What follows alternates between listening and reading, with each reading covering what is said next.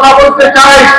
আজকে বাংলাদেশের ইতিহাস সারা পৃথিবীর ইতিহাসে একজন 3 বারের প্রধানমন্ত্রী, 3 বারের বিপ্লবী নেত্রী, স্বাধীনতার মহান ঘোষক, সেক্টর কমান্ডার, শক্তিযুদ্ধের আন্দোলনের শ্রেষ্ঠ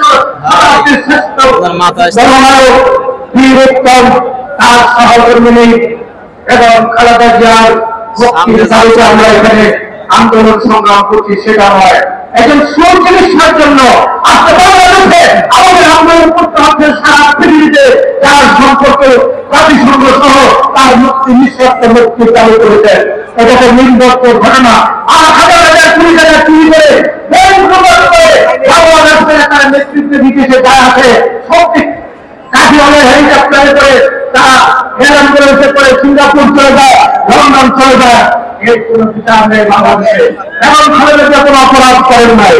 এখন খালেদা জিয়ার অপরাধ হল শহীদ প্রেসিডেন্ট জিয়া মানে হচ্ছে বাংলাদেশের মানচিত্র। এবং খালেদা জিয়া মানে হচ্ছে বাংলাদেশের মানচিত্র। তারেক রহমান মানে হচ্ছে বাংলাদেশের মানচিত্র। এই পরিবার হচ্ছে বাংলাদেশের স্বাধীনতা সার্বভৌমত্বের মুক্ত হবে।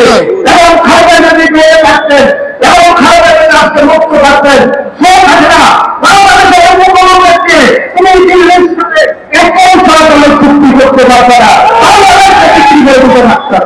তাই যেমন খালেদা জিয়ার মুক্তি আমাদের চাই, এবং খালেদা জিয়াকে বাংলাদেশ চলবে না।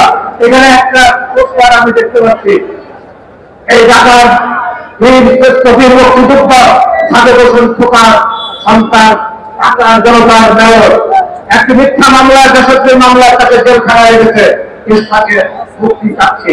আর একটি কথা বলে আমি বক্তব্য শেষ করব। আমরা রাজনীতি করে পশ্চিমবাংলায় ভারতের লোকসভা নির্বাচন হয়েছে আমরা দেখেছি। সেই কৃষ্ণনগর থেকে পৃথিবী নমিনেশন দিয়েছে রাজমাতাকে। এই কৃষ্ণনগরের রাজা ছিলেন একজন সভাসদ ছিলেন গোপাল ভাঁড়। সেই রাজা কৃষ্ণনগরের মহারাজা ইস্ট ইন্ডিয়া কোম্পানির সপক্ষ গ্রহণ করেন।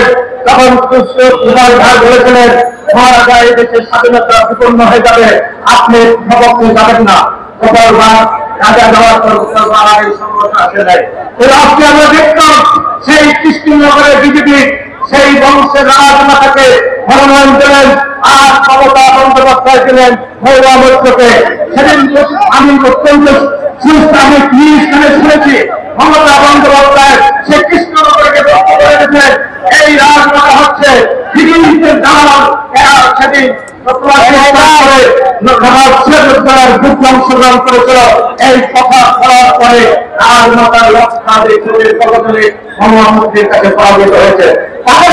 স্বাধীনতার সার্বভৌমত্ব দেশপ্রেম মধ্যে আমাদের দেশপ্রেম নাই। আমাদের বিনামূল্যে সরকার বাংলাদেশে দেখে থেকে আমাদের আজকে দেশ চুক্তি করে আমাদের নারীর পরীক্ষা হচ্ছে। আজকে দেশকে রক্ষা করতে হবে। আমি মুসলমান হিসেবে বিশ্বাস করি এই ব্যক্তি মনের মুসলমান নয়, যার ইমান নেই আর ইমানের একটি অংশ হচ্ছে দেশপ্রেম।